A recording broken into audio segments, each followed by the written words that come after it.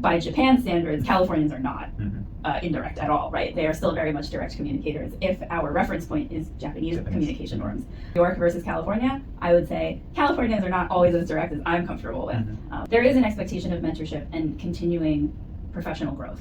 And so this is an opportunity for our office to provide that. We are trying to make folks aware. Anytime we hear about something good that we think, oh, that could get money in somebody's pocket, we're going to send that along through whichever channel makes the most sense. And it's not a question of if, it's really when. Like, we know that we're going to have cultural misunderstandings.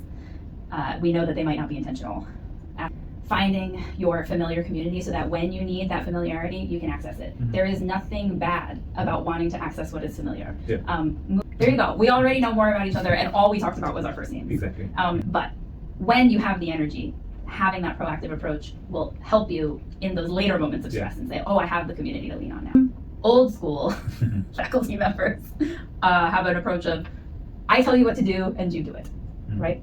And so that mentored aspect was really lacking. And that can be really challenging. Become all the way to this particular contract, keep chasing the things that are important to you, while also maintaining a sense of curiosity and being really open. Build community, be open to learning more, which every postdoc is, because being able to say, I can do that for you, I can't do it by the time you're asking for. In a place where you are experiencing a lot of stress, you have to treat it like you have a broken leg, or eventually you're going to need surgery and it's going to be bad. Hello everyone, thank you for tuning back in.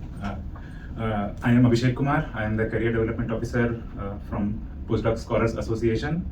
Today we have with us Jessica Fareri. She is an officer from the Global and Intercultural Programs. Hi Jessica. Hello, good morning. Would you like to give us more about your background and what has been your journey that led you to the present role? So I studied linguistics when I was a bachelor's student, and pretty early in the course of my studies, I started working at the University Writing Center. And once that started, it was very little time before I almost exclusively started working with international students. And over the years, my career focused in more and more on international students until I found myself working abroad as an English teacher. And when I returned, I decided I wanted to do a master's in international education management. And that led me to my first job at UC Davis, which was supporting international scholars and many international postdocs like yourself, because I was also a postdoc coordinator in my role as an academic personnel specialist. And now for the Global Learning Hub, I focus more on student and scholar support programming. So anything that can really create more community and professional development opportunities for our international students and global Aggies in general. That is really cool. I mean, it's interesting how our roles evolve over time, and a lot of times there's like a reasoning to why you are at that particular position. Like my current role at the Postdoc Association, I always wanted to be somebody who could reach out and help people, because when I look back myself 5 years ago, I wanted somebody to be that person available for me. So I mean, have you had any experiences related to the differences in the intercultural things, and what were the teachings and learnings from those differences, and have you had any bad experiences? Would like to share. So I totally relate to what you just said, because when I was a teacher abroad, I was a professional who was an expat in another country, and I also wanted that person, and I had that person. I had really great support from our local Board of Education that helped me with things as mundane as like a light going out in my apartment. And so I found myself thinking during that time, because it was a contract role, much like a postdoctoral appointment, that, I want to find out how to do this kind of supporting work for international students and early career scientists, but at home. Like, how do I provide this kind of support to people like me who are just starting their careers? And so eventually I was able to find a role like that, both in my last job, which in a more administrative way, and now in this one from a more programmatic lens. And I can really say that the content that we put into a lot of our workshops and think about when we're developing things like orientations and the global grad and postdoc workshops, All of that is based in intercultural learning theory, which is very simply put, just looking at how understanding your own cultural lens better will allow you to better understand someone else's and then work across any kind of difference. Doesn't matter what where the difference comes from, right? Sometimes we like to think about culture as being something that's national or belonging to an ethnic group, but culture is just made by any group of people. So organizations have a culture, labs have a culture, the PSA has a culture, and so all of the programming that I do, based on my lived experience of living and working in lots of different cultures, including a different national culture, because I was living and working in Japan, have given me plenty of experience with what we like to call cultural bumps when there are misunderstandings or moments of discomfort. One that always comes to mind for me was when I was an English teacher, part of my role was to get Japanese students excited about learning about another country, and in my case, the United States. And so I have tattoos, you can see, and I thought, oh, it might be interesting because tattoos are viewed so differently in Japan. It might be interesting to just talk about that, about how in my culture, they're thought about differently. Certainly not encouraging any middle school students to get tattoos or anything like that, but just talking about it. And I thought it was a great idea.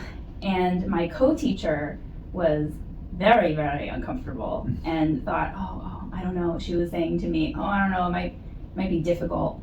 And I kept thinking, well, why? Like, we have all of these scheduled class times. We just use one of them and I'll create the lessons. Oh, no, I think it might be difficult. Well, what I learned eventually is that when a Japanese person tells you, I think this might be difficult, that means no. Like, we're not doing this, but it is not their custom to be that direct. And so as a person who was very used to the directness of not just English as a language, but I'm from New York, so extremely direct communication is what I'm used to. So for her to say, I think it might be difficult, was not registering to me as no. This is closed for discussion. We are not doing a lesson on that.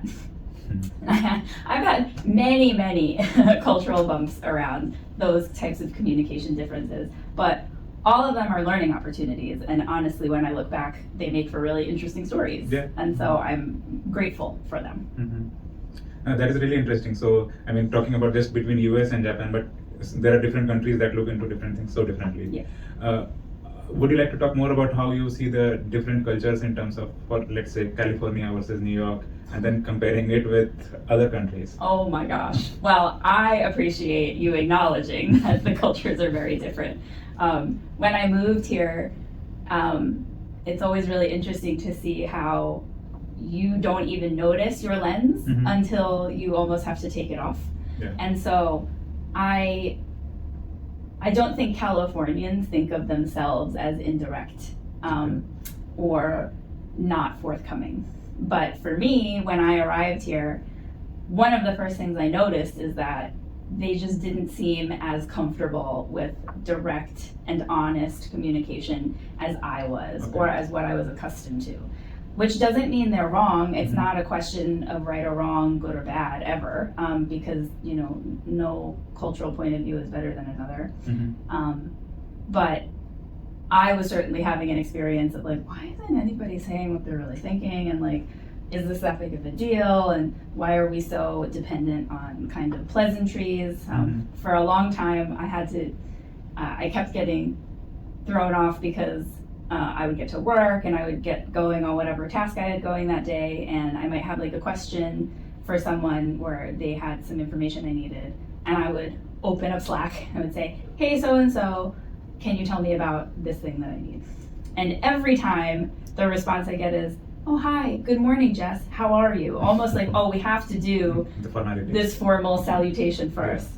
And I would constantly be like, this is so unnecessary. Like, nobody in New York thinks you don't care about them just because you don't start with, hi, hello, how was your day? How are you doing? That's not a sign that I care more or less, right? From my cultural lens. And so for me, that's the biggest thing I notice, is that I think there's slightly less direct communication, which is, when you think about other countries, by Japan standards, Californians are not indirect at all, right? They are still very much direct communicators if our reference point is Japanese communication norms. But within a US context, New York versus California, I would say Californians are not always as direct as I'm comfortable with. But again, I've chosen to live here, and so I don't see it as something to be overcome or changed about other people. It's just understanding where others are coming from and adjusting to every interaction that I have. Yeah, that is so true. I mean, we shouldn't be looking them as barriers, but as like a part of it. You have to be part of it. Exactly. So, so it seems like this intercultural learning is really important.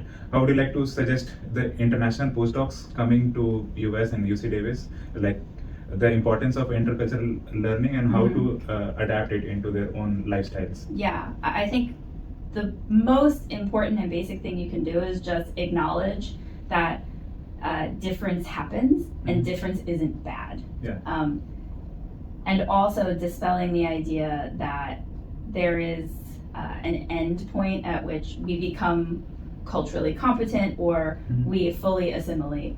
That's not necessary, and I don't even think that that's really helpful in today's really globalized world, because maybe right now you're working in a lab at UC Davis, but what if next year you get a contract in CERN and you have to go to Europe? The culture will be new there. So instead, accepting there are cultural differences, and the most important thing to do is acknowledge and be more introspective about yourself.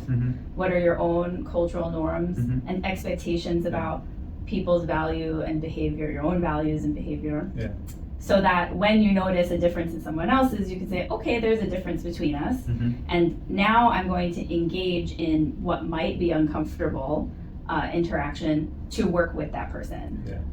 And certainly I think there are so many interactions we all have here at Davis that are uncomfortable, but not because anyone is trying to make it uncomfortable. It's just, I'm bringing my point of view, you're bringing your point of view, and we're having a bump, right?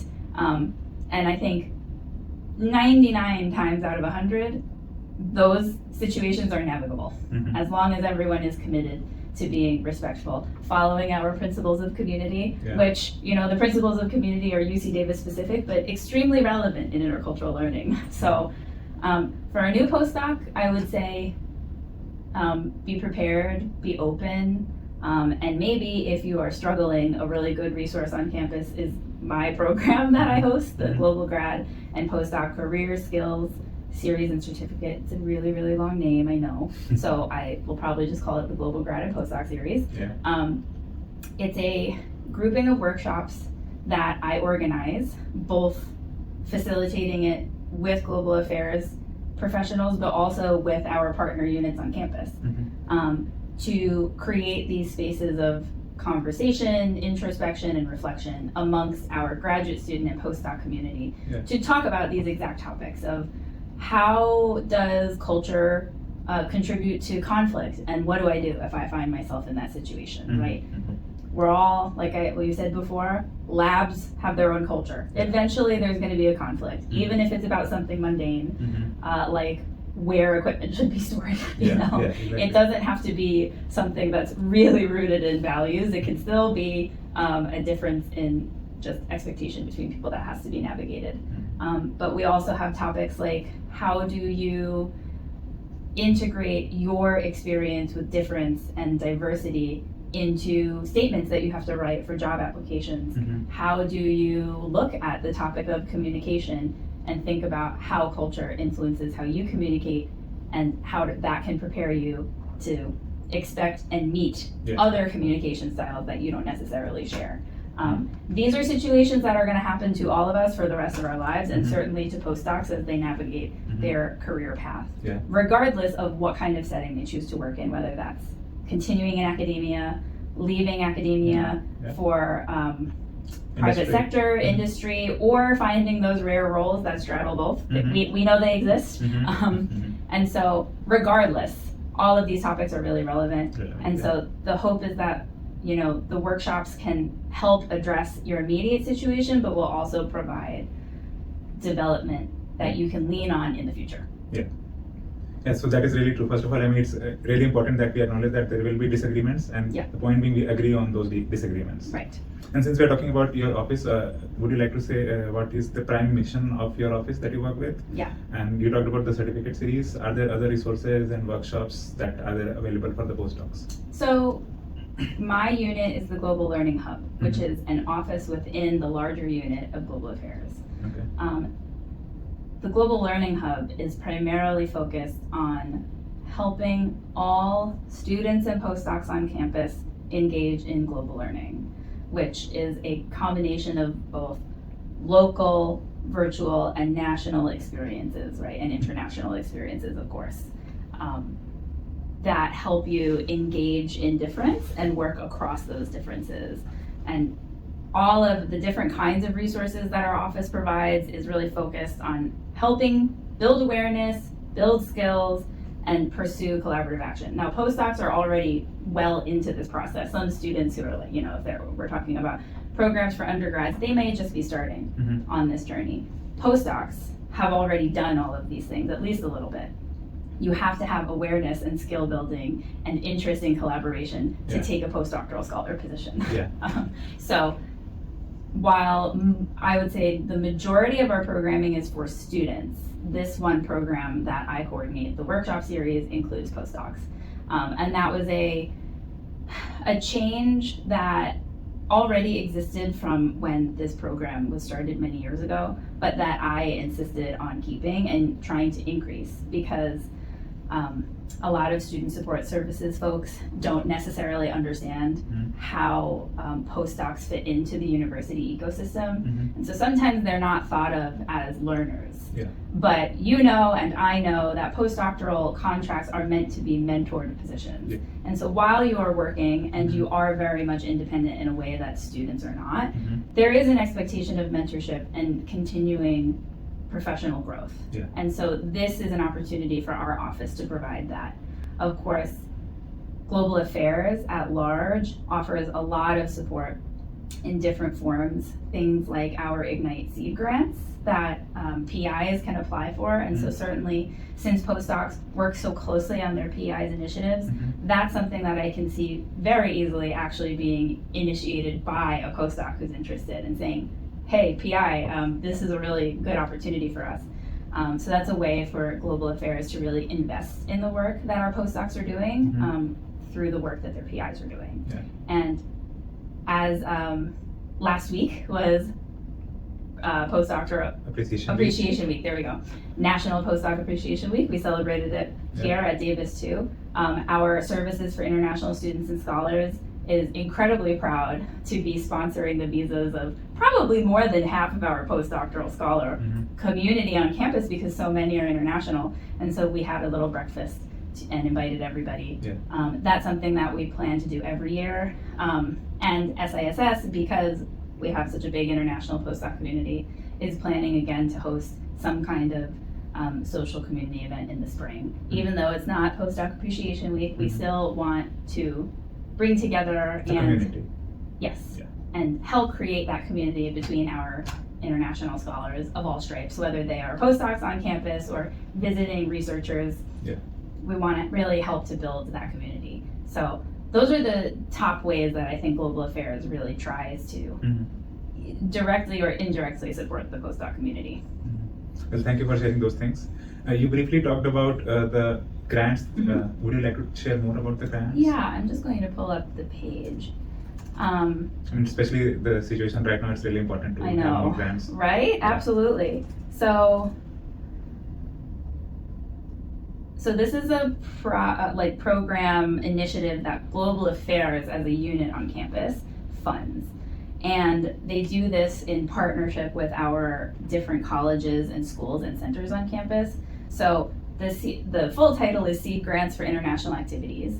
They're meant for faculty to apply for who are participating in any kind of innovative research or service that kind of crosses borders. Yeah. Now, you and I know that is basically all research happening on campus. Yeah. And certainly that research and those labs where there are postdocs, if they're present, the likelihood that the research is crossing borders is very, very high. And so from my perspective, these are basically grants that any postdoc could think about encouraging their collaborating PI to apply for. Okay. We've had many grantees over the years who I used to work in the Department of Plant Sciences, among many others. I know that there are plant sciences faculty who have received this grant, who hire postdocs. And so the ways in which they benefit, even if not directly, if the lab is being funded, the postdoc is being funded, right? Beyond that, our office, the Global Learning Hub, maintains a funding search tool. And one of the things that we make sure to do is when we hear about viable funding for any group that we serve, so that includes postdocs, if it's global or international in some way, we'll include it in our search tool and in our newsletters. So postdocs would have to opt into our newsletter, and I know that there's probably a large portion of the newsletter being so focused on students that wouldn't be relevant, but we do put things like that into our newsletter. We also share it if it's relevant to our international community. SISS will share opportunities like that as well. And so thinking about funding specifically, we absolutely try to share anything we hear through our professional channels out. Whether it's in our newsletters or sharing it with Nicole to send to all of you through your listserv. And so we are trying to make folks aware. Anytime we hear about something good that we think, oh, that could get money in somebody's pocket, we're going to send that along through whichever channel makes the most sense. Yeah, and that is really helpful for all the postdocs. Absolutely. And since we're talking about we also talked about briefly about the different application. Like application packages include a lot of stuff. How to include the different inclusion aspects into the different job application materials? Yeah. So I think the best way to think about it, which everyone who is currently a postdoc already can probably imagine, what are the situations I'm encountering on a daily basis, and being able to demonstrate your change agility, your adaptability, and the fact that you're comfortable with difference is really critical for any job posting, because folks want to trust that their new hires can navigate change, difference, diversity, even if they're not using that particular set of vocabulary.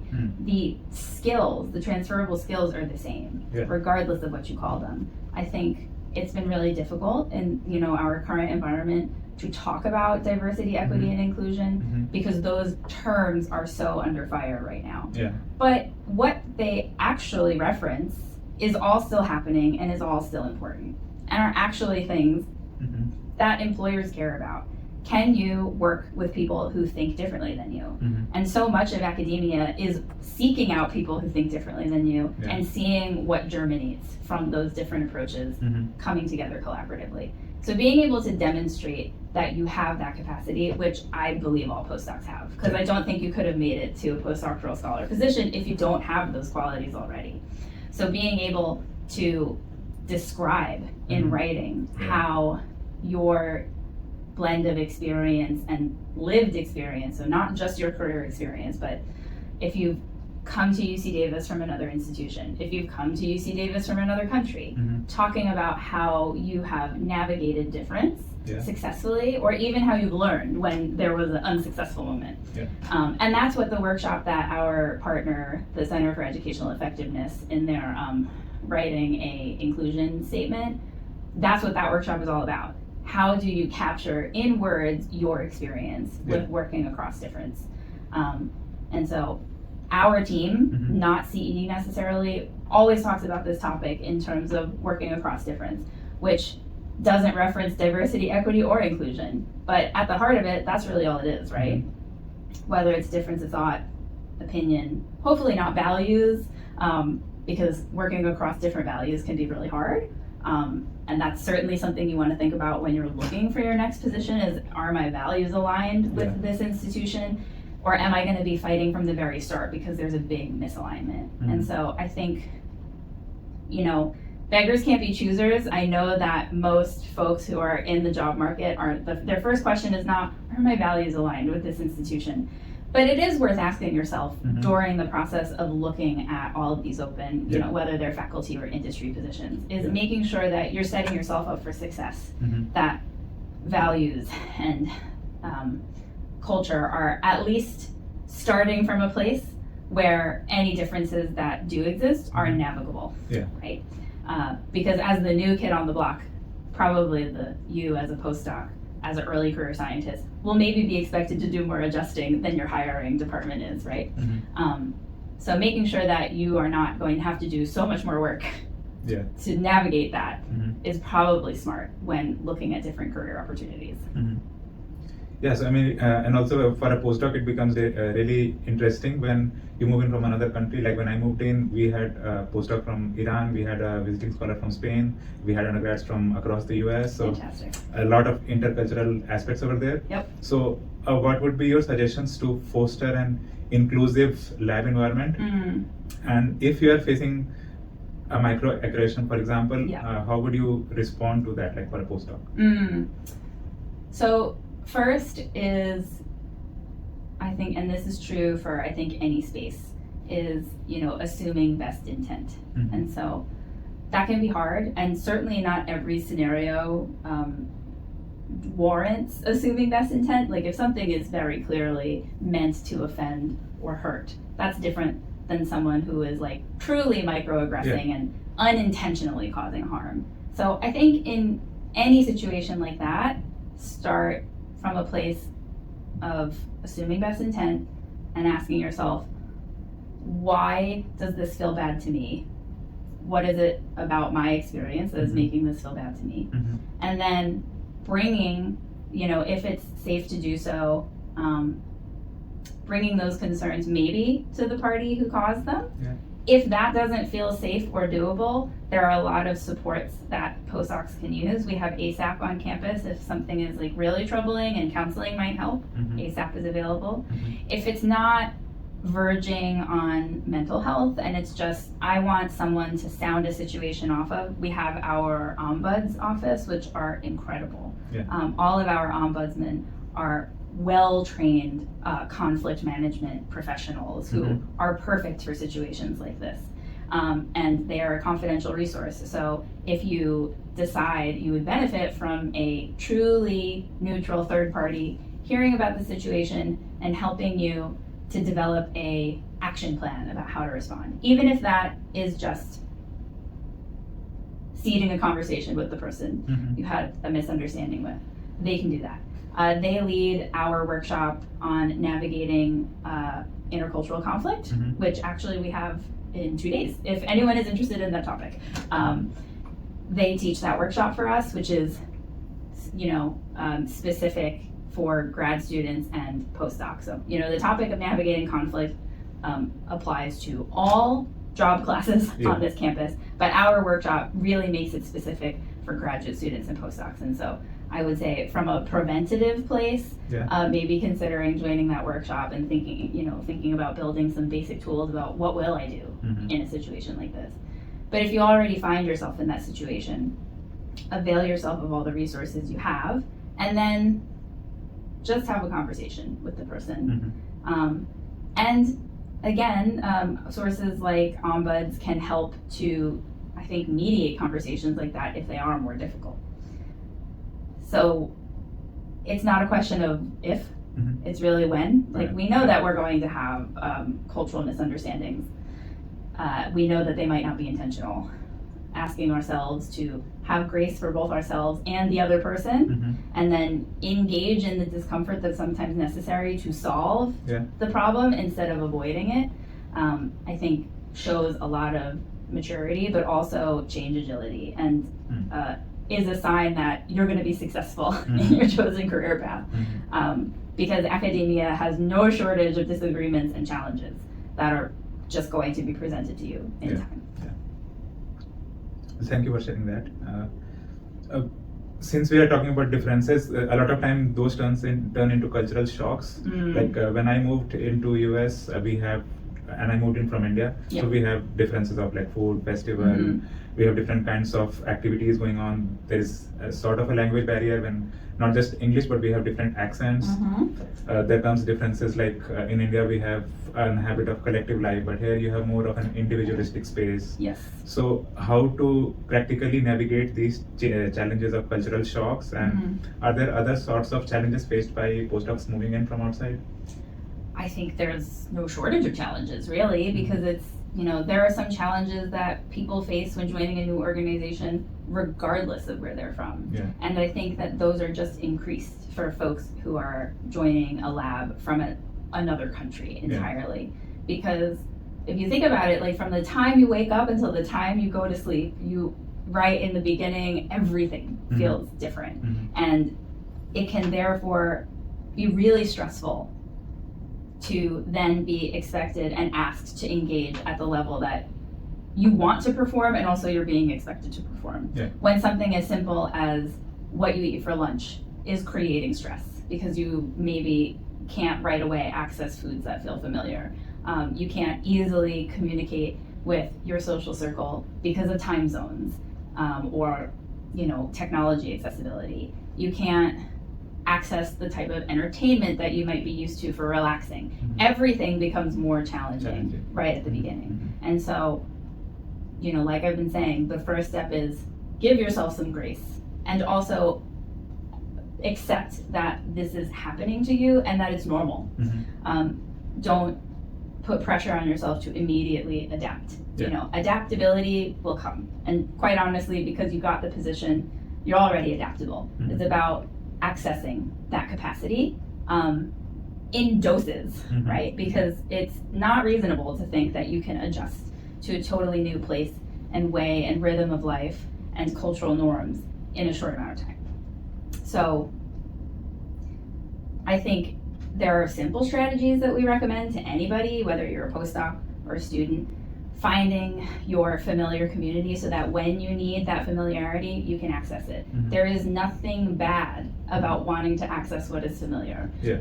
Moving to a new institution or country does not mean that you have to wholesale just accept and venerate everything about that place, right? Because Yeah. there is no concept of good or bad, right and wrong Yeah. when we're talking about culture. So finding what works for you in the new culture, but also maintaining what already works for yourself. And knowing that you might have to have some stress reduction strategies or some action plans for yourself, and if your family is with you, for your family, to help mitigate those moments of stress. Mhm. And bring your colleagues into that process for you if that feels comfortable. Mhm. Letting them know from the start, like, hey, this transition is a little tough. Mhm. I'm excited about it. It's also difficult. And so if you help me, that helps us. Yeah. And I think that can be a hard thing to ask, and people feel, I don't want to bother people. But in my experience, people respond really well to receiving a call to action like that. Mhm. Saying, oh wow, okay, yeah, I can really respect that. Mhm. Because it's a pretty good chance that if you have a PI leading a lab, they've probably had your experience many moons ago, or Mhm. not so many moons ago, maybe if they're more earlier mid-career. They can relate. You just need to sometimes take the first step of being like, hey, just so you know, it's not going to stop me from doing my work or anything, but I'm having trouble sleeping, or I'm having trouble adjusting, or Mhm. do you know where I can find folks from my community? Do you know where there's a good grocery store that sells some of the foods I'm used to? Yeah. Any restaurants or cultural centers? Really availing yourself of everything Mhm. and giving yourself time and acknowledging that there will be moments of elation, there will be moments of shock Yeah. and discomfort. Yeah. They will ease, Mhm. then they will get hard again. Accepting that that's all part of the experience Mhm. and not treating it as negative, Mhm. I think can really ease things in the long term. I mean, yeah, at the end it comes about balancing things and thinking through the empathetic eyes. Yeah.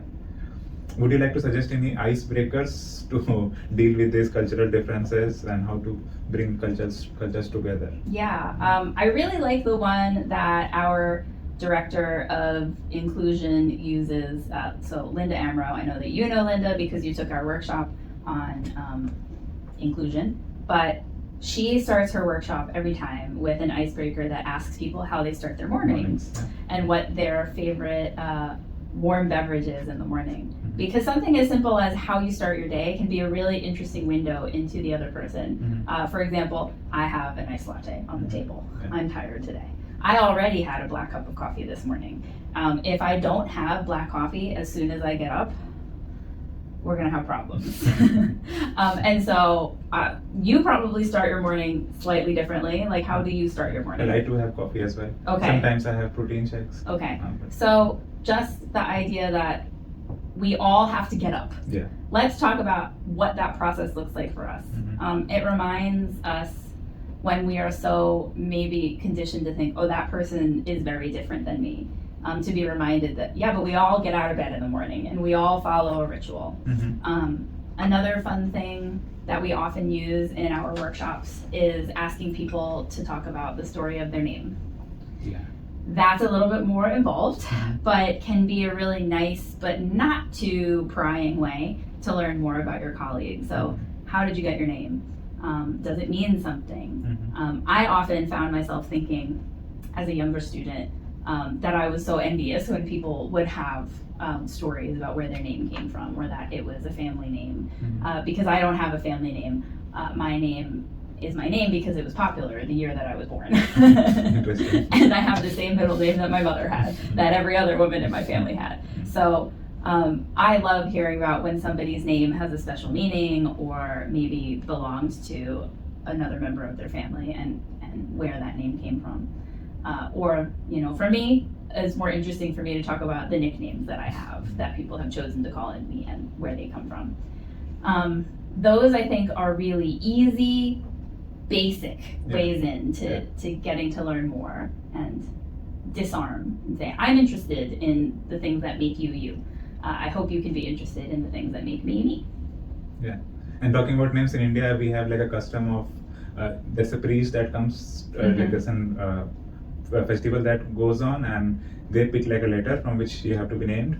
And in my family, all of us are named from A. I don't know. The priest keeps on picking up the letter A. My name means that when you begin something auspicious, it's called an Abhishek. Okay. Yeah. See, that's way more interesting than Jessica. Jessica was just popular in 1989, but it's my name, so you know. But then Abhishek is like a really common name in India. Right. So in your home context, it'd be like, this isn't interesting at all. And to me, it's like, wow, that's really interesting. That's cool that your name has a special meaning. Yeah. Yeah. See. There you go. We already know more about each other, and all we talked about was our first names. Exactly. It's so things like that. It doesn't have to be complicated or deep. It has to be fun and interesting and very simple. Fun and interesting, and thinking about what are the things that unite us. Right? We all get up in the morning. We all have a first name. We all get to campus a certain way. Right? We all experience the commute of getting to campus and can definitely bond over that. And so thinking about those places of shared experience and using that as a way in, I think is always a great and some easy strategy, accessible strategy. And any practical strategies for how to build like a network, especially like a social network? I mean, we talk about networking through conference and this stuff, but how about like social networking? Yeah. So, well, don't use or rely heavily on social media. I think at one point we would have all said, oh yeah, social media. And I do think that for the academic community, X or Twitter is still very impactful. And so I guess I can't ask you to swear off of Twitter altogether. But in terms of UC Davis and finding your community at Davis, I think for a postdoc, there's a lot of things you can try. We have, first, if you're international and you're looking for other folks from where you're from or from a similar place or even from the same institution, doesn't have to be the same country. Every month we have a International Scholar coffee break that's virtual. It's the first Thursday of every month at 9 a.m. unless that day is a holiday, and then we move it to the week after. And that coffee break is actually very popular with scholars who haven't arrived yet because they're in the process of asking themselves all of these questions and want to feel prepared. But it's a great place. I do not exaggerate when I say every month I have two scholars who both end up being either in the same field of study, the same unit that they're joining, and they don't know each other. That's always really gratifying, is seeing those connections form spontaneously. We actually have a tool, if you are international, that you are given access to in applying for your documents. It's called Homebase. It's different than iGlobal. I know everybody uses iGlobal to get their visa documents, but Homebase is this new system that SISS uses that has a community function. Okay. And you can use that if you are international and looking for other folks from your community to try to get in contact with people, kind of use it like a chat forum. And not that it has to live there, but using it initially to say, hey, I'm looking for other folks who insert whatever you're looking for. And that can be a great, easy way to look for a community without even getting off your couch. We have an amazing community partner for decades now, right across the street from the International Center, called iHouse. They're really our best resource in terms of like community event and programming. They just started an international parents group. That's every 2 weeks. I know that a lot of our postdocs have families, and finding other people who have that unique experience of being a working academic professional while trying to raise small children, tough. Real tough, and really, I think, makes you crave people who can appreciate your experience. And so I think everybody should check out iHouse's events page and see what they have recurring and coming up for the fall, and other resources like that parents group. I think that UC Davis staff assistance program and also staff assembly also probably has some resources like that in terms of helping to bring together similar communities on campus, but more from the job classification aspect, but even that can be just a good starting point, finding other folks with a shared experience in the working space. I'm sure PSA does similar things. Yeah, it does. Yeah, so I think iHouse, using Homebase early on, and just being aware of what's happening on campus and being a little bit proactive. That is really important. It's hard. I'm not saying that it's easy to be proactive, because when you're in that place of stress and being like, everything's so unfamiliar, I don't have any more energy to spend, it's a big ask to open up a web browser, to go to Homebase and say, I'm looking for anybody else who is from this place or eats the same kind of food or also has kids. It's not an easy lift. So I don't say that lightly. But when you have the energy, having that proactive approach will help you in those later moments of stress and say, oh, I have the community to lean on now. And that will be really helpful, not just for networking, but also like people reach out in terms of if they're looking for housing, So that really helps in those circumstances as well. And through LinkedIn, people reach out to me, like I don't even know them, about if they have available housing, if they want to know if there is an Indian community that maybe plays cricket, So I mean, that does really help a lot, especially in the initial stages. And the communities exist. It's hard maybe initially to find them, but we have a community for everything here. UC Davis is huge, and we are really intercultural in a meaningful and wonderful way. And so it takes work, especially at the beginning, but if you are dedicated, you can find your people. They are here. They are waiting for you. That is so true. You must have heard of a lot of stories of postdocs, interesting stories who like navigated these things. Do you have any interesting stories to share? Interesting story about a postdoc. Well, this is maybe a cultural expectation in terms of work, not necessarily like international differences, but I did have a postdoc who was, they had received a fellowship through a center on campus that was really cool. It was giving them valuable experience of working with industry, because many postdocs are actively considering, where do I go next? Am I staying in academia? Am I entering industry? That question is different for everybody. And so there are centers on campus, like in this case, because it was plant sciences and the person was working in the food and health space, Institute for Innovation in Food and Health had a program that was of interest to them. So the postdoc is working for the industry partner. Now, industry partners don't necessarily understand what a postdoctoral scholar contract is meant to do. Yeah. And so this person ran into a situation where they had a faculty interview, very important, very exciting. But the expectations from the industry collaborator were, oh, but you need to be doing some other work during that time, or no, you still have to get certain work done. And they came to me as their departmental coordinator saying, I don't know what to do. I have this set of expectations from the industry collaborator, and I also have the expectations of, you know, my position as a postdoc seeking a role in academia.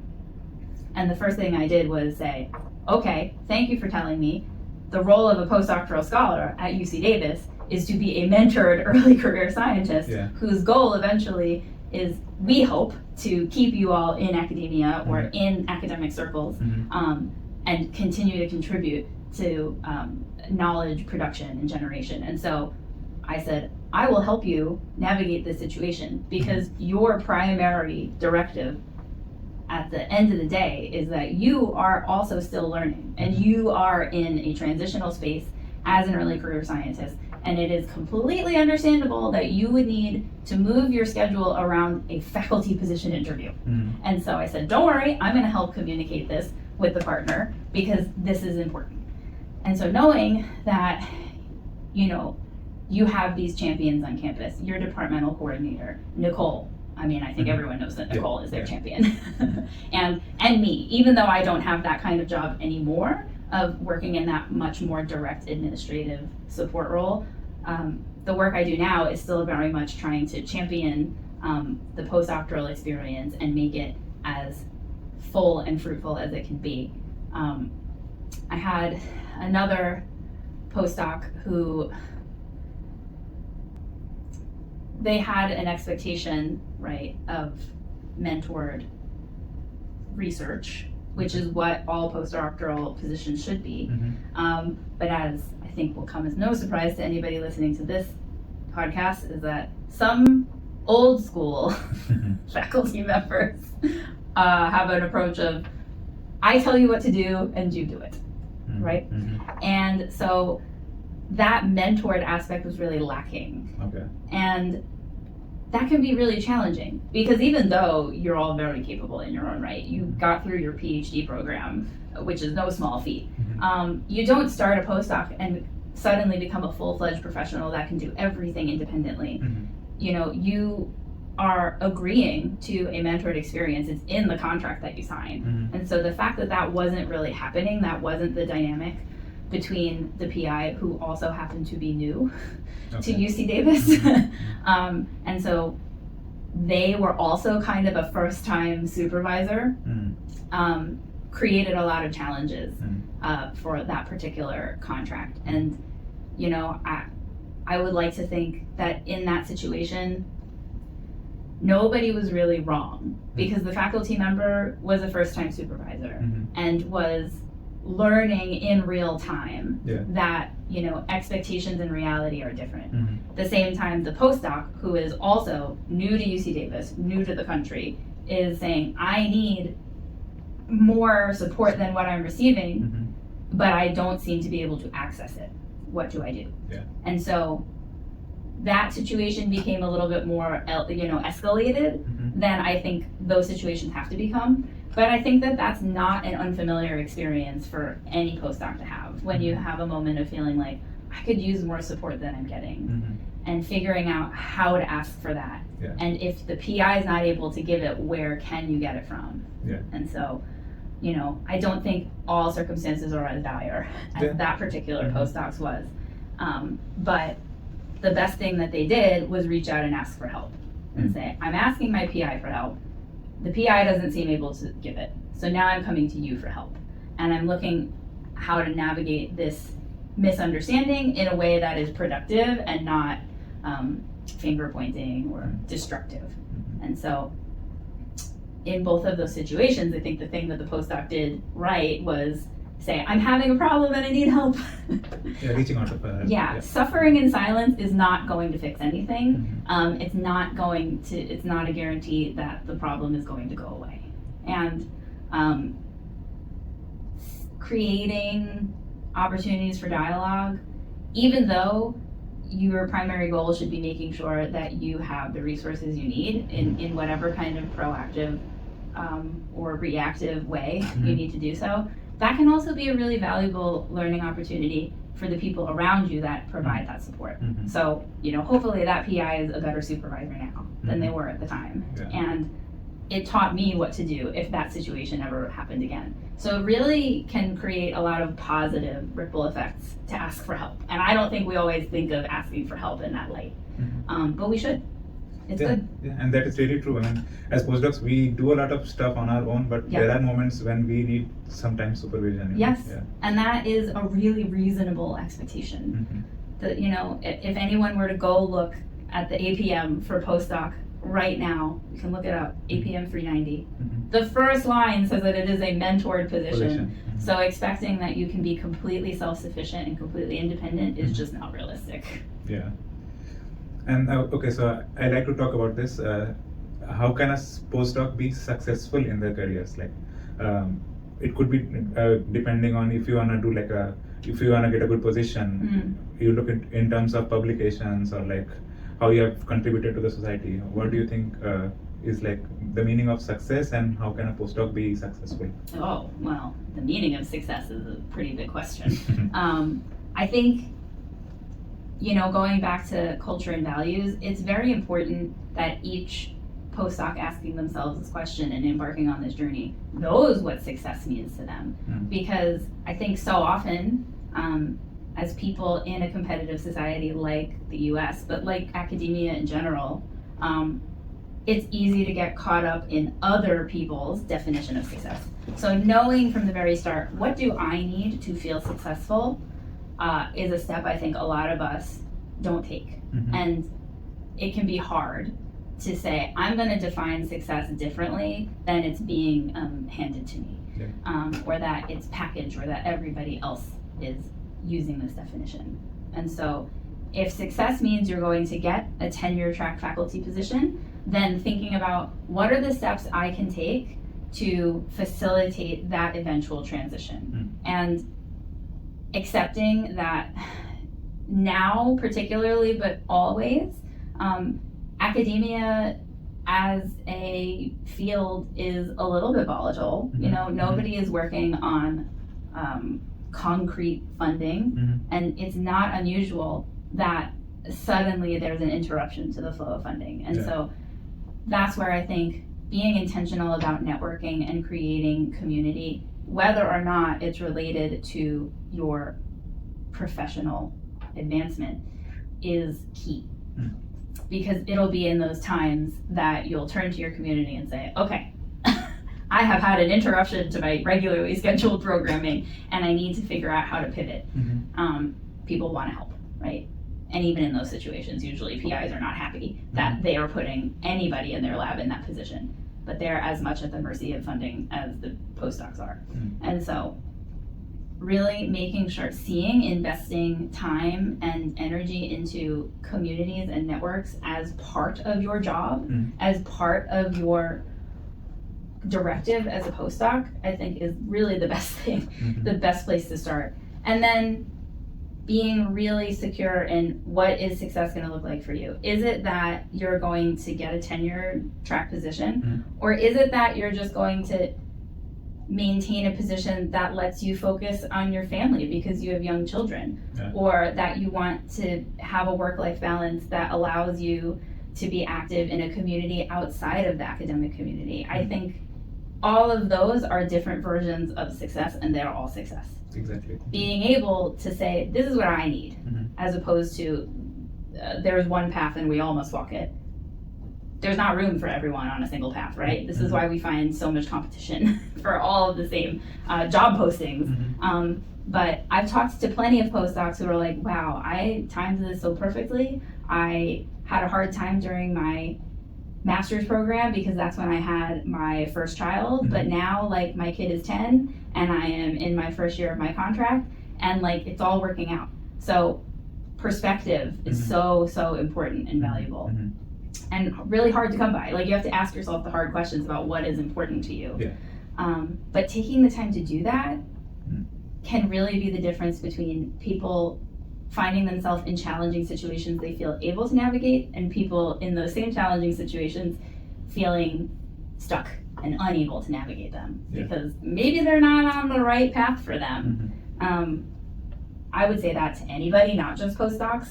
I tell the same thing to students. It's like, you really have to know what you're trying to get out of this experience, because other people will tell you what you should get out of it, and that might not really set you up for success at the end of the day. And so, it's about thinking why you want to do a particular thing. Why are you here? Exactly. Why did you come all the way to this particular contract? Keep chasing the things that are important to you, while also maintaining a sense of curiosity and being really open. Build community, be open to learning more, which every postdoc is, because it is by virtue of its very nature a position or like a way of being that asks you to constantly be curious and ready to learn more and eager to learn more, which is why I love supporting postdocs. It's like the best. But even challenging your own assumptions about what success looks like, what progress looks like, and abandoning any assumption that progress is linear, because it isn't always linear. And as postdocs, we have to be in so many boats all the time, trying to do a lot of stuff. Yes. And for me, it has been really messy.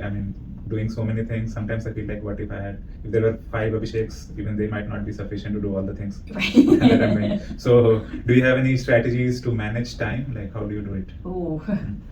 Well, it's interesting to be asked this question now, because it is the busiest time of my academic year, because it's the beginning of the term. And I said to you on the way up here, I was like, there aren't enough hours in the day.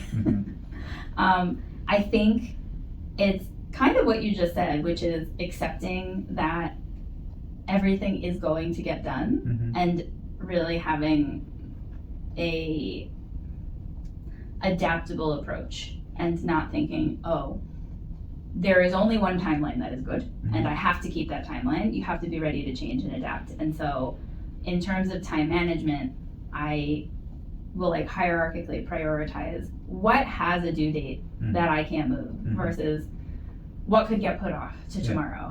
And understanding that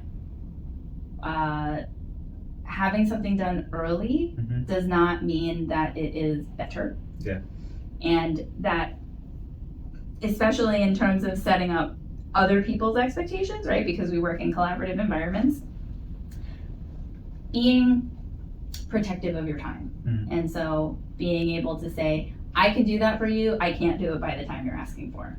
Or, in order for me to have that done by this time, I'm gonna have to deprioritize some other things. So if those tasks are also for our joint work, what can I deprioritize to make sure that happens? Because in a salaried position, it could be really easy to get carried away. And the biggest thing that I remind myself, and that I would implore everybody to not forget, is if you burn out and you can't function at all, it was not worth it.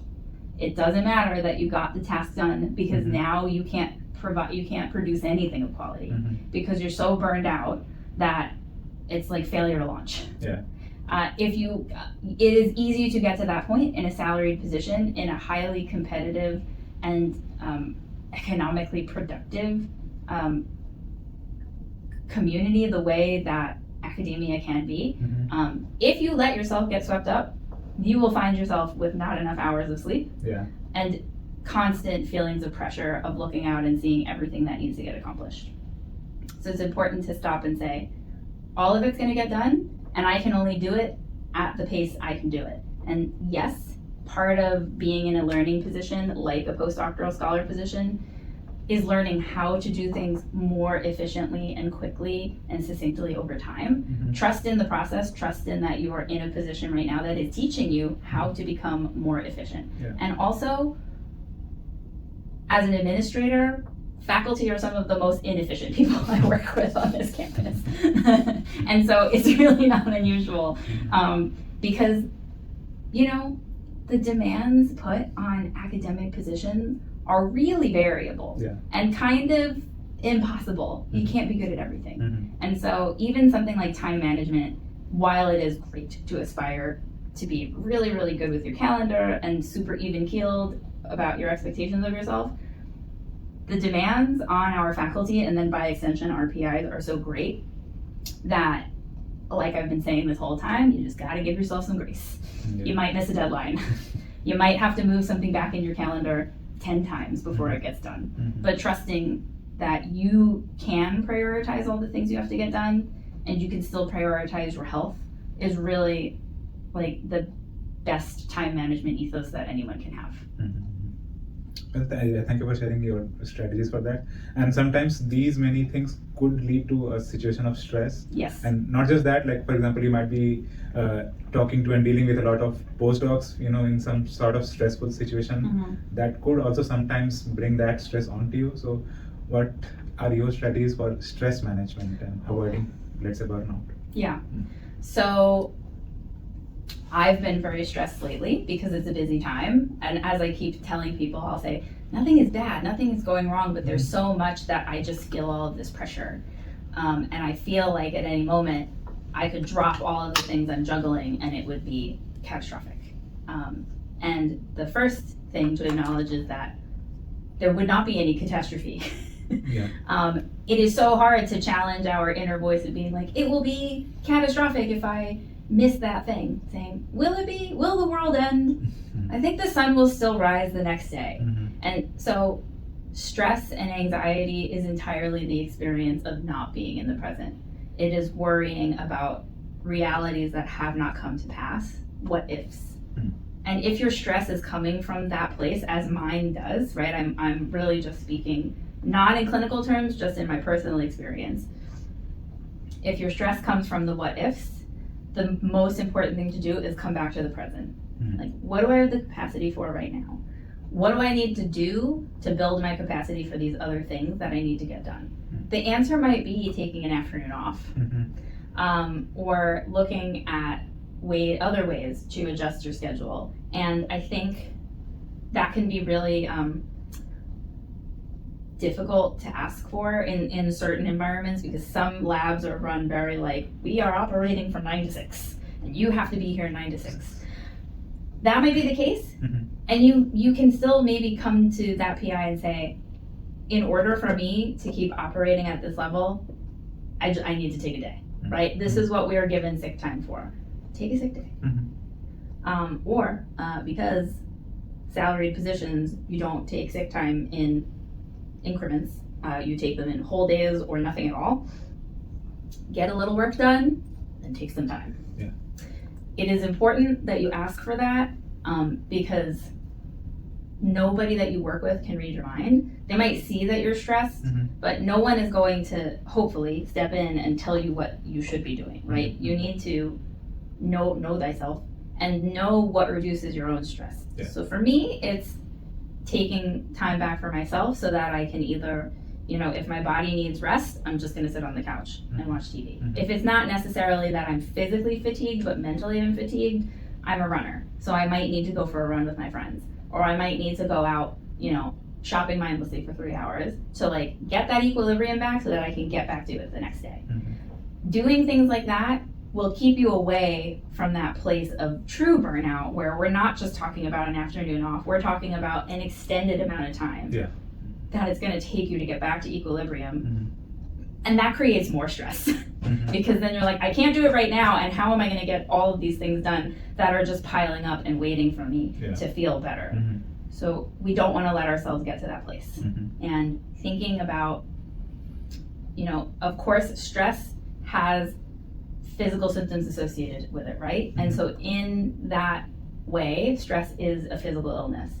But so much of stress is caused by our mental world, right? And so thinking about how your mental health is a extension of your physical health is critical. And so if you keep finding yourself in a place where you are experiencing a lot of stress, you have to treat it like you have a broken leg. Or eventually you're going to need surgery and it's going to be bad. Bad, yeah. And so I don't bring up mental health because it necessarily has to become a crisis. We have crisis resources if you need them, but the point is we don't want it to get to a point of crisis. So treat it like you would need to go to the doctor, and the prescription might be a day on the couch, a long walk in the Arboretum, a trip to KP International to get familiar foods and tasty lunch. I don't know, whatever it is for you. Yeah, whatever works out. Yeah. You must have experienced a lot of different kinds of cultural traditions in UC Davis or like in California. Would you like to share some where you maybe experienced something new or through which you learned something new?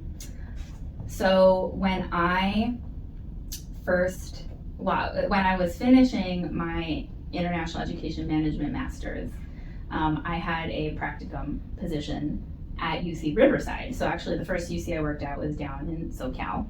And my mentor was a J1 scholar advisor who was from Turkey. Okay. And her name is Makule Kokasal. She is now the, I think, Associate Director for Scholar Services at UC Riverside. Shout out to Makule. She supports postdocs at UCR. So in many ways, I feel like I was trained by the best. And because she was from Turkey, her custom was, and still is, because I saw her last week and nothing has changed, anytime she sees you, she immediately grabs you, and she has to put, like, she doesn't really give you a hello kiss, she just puts her face to the side of your face and then the other side. You have to do both. Which for me, it's just like, you'll go in on one side of the hug and then the hug is over. Not in Turkey, you do both sides, right? And then she immediately offers you Turkish coffee. And she will not relent until you really convince her you don't want it or you accept it. And then she will push Turkish delights on you. And that's a great problem to have because she gets the real good stuff from Turkey. She brings it back from her trips. And I thought, oh, this is so great. This is so welcoming. I feel so at home already. And then that turned out to be like a thing that happened almost every day. It was like, okay, well, this is maybe a lot to do every single day. But that was her custom. That was how she made sure that people felt welcomed in her professional space. And how she cultivated an environment of warmth and welcome, because that was so important to her and is important to her in the way that she supports scholars at UC Riverside. And so as someone who had not, certainly I have, being from New York, I've worked around lots of people from different cultures, but never worked so closely with them that I really became familiar myself with their customs. But working with Makule, I drank more Turkish coffee than I've ever had, or I probably ever will again. And had to start saying no to all the Turkish delight, because otherwise I was gonna have to run even farther than I was already planning to run. But even though that wasn't my custom, and it did at times feel like too much, when I look back, so much of now how I try to create a welcoming environment is based on what I learned from her, of creating that feeling, even if my strategy for how to create that feeling is maybe different, right? I don't have a beautiful hot sand Turkish coffee machine in at my cubicle, and I right now don't have a constant supply of Turkish delight, but I am looking for ways to create that same feeling that she was able to create. And so I learned so much from her, even if my approach is a little bit different, I want the same result. And so that was a really instructive cultural experience for me and I don't think that kind of very warm reception is unique to Turkey. I have a colleague on this campus who's an Italian faculty member who constantly is like, come to my office, I'll make you a coffee. And what he means is that he has like a mocha pot in his office, and he has lavazza, and he's gonna make me an Italian espresso on the spot. And so that, creating that feeling of warmth and welcome through custom has been very impactful on me and made me reflect on like, how can I make people feel the way these members of my community have made me feel. Even when I came here, I have been to events of Thanksgiving and Halloween and Christmas, especially at my landlord's place, and she has been very, very welcoming. And I have reciprocated by cooking Indian food for her, biryani and she's butter chicken and delicious. Yeah. So I mean, it goes both ways, so that's how relationships work. Right, yes, that exactly right, exactly right. And would you like to describe the UC Davis community in short? I like to say it's international.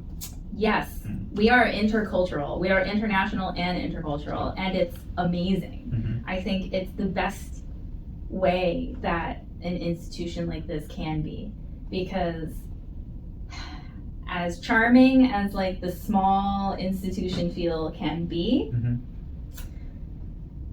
and again, I'm not saying there's no right or wrong, good or bad, but I feel really invigorated by the amount of difference and discussion that's on this campus, because, you know, we talk about this in our ombuds workshop, and ombuds will always talk about this in anything that they lead, but conflict doesn't have to be bad. Conflict, just in terms of like differences in point of views that are a totally friendly, collegial topic of discussion one day over lunch. It's still a conflict, and it leads the way for greater understanding and growth and perspective that makes you better at your job, makes me better at mine, makes us all better at what we do. And so I love that about UC Davis. And so, yeah, discourse, difference, discussion, intercultural learning is alive in every corner of this campus. And it's why there is so much work for me to do and so many spaces I get to do it in. Yeah. And I also like really feel lucky to be in UC Davis especially. Yeah, good. I'm glad. Glad LAWR was like, we have a position and you're the right person for it. Thank you. Would you like to define what an inclusive community is for you? I mean, I like to define it in a sense of belongingness, you know? Or maybe like where differences are not just accepted, but like, you know, celebrated. Yes. So what's your definition for you of an inclusive community? Inclusive communities create space. Create space for difference that, you know, like I was saying before, difference isn't always comfortable. We are not all trying to get to a place of assimilation, right? That is not the goal. We're not trying to become culturally competent, right? There's no end point to our learning. And so sometimes there is going to be difference that feels uncomfortable. But holding space for it anyway, I think that's the definition of inclusion for me, is making space for other people and their differences, learning from it where you can, but holding space for it always. And I would like to ask one last question to you. So what's your motivation for the day? Like, do you look forward to something? Do you believe in discipline? So what's for you? My motivation for my work is a quote from Parks and Rec. That at the very end of the show, Leslie is talking and she is giving a speech, and she says, "No one gets anywhere alone." And that is the motivation for what I do, is that no one is going to get anywhere by themselves. No one is going to accomplish the amazing things that get accomplished on this campus every day without help. And I want to be part of the extensive network that provides that help and opportunities for growth and learning, because someone did that for me when I was an early career educator, and now I can do that for other people. And so that's really what motivates me. No one gets anywhere alone. And thank you for sharing that, and thank you for answering all the questions. Do you have any question for me?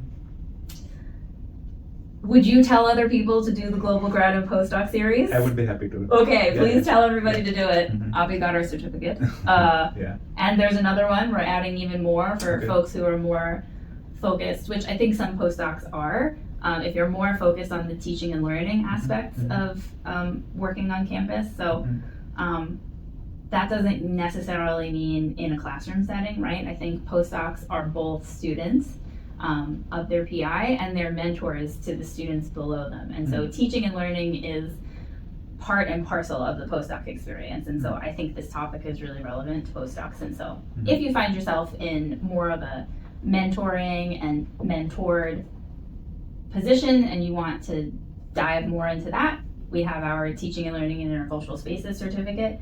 And then we have the one that you did, which is we are now calling Inclusion and Communication in the Workplace. Okay.